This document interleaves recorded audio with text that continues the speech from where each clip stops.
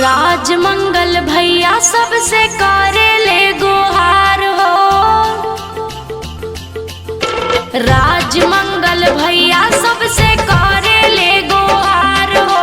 आइल बाटे बेटा वाताराउए दुआर ढेरे भइल विचार सबके बनल विचार अब बाहर आई हो, बाहर आई हो। राजमंगल भैया सबसे करे ले गोहार हो।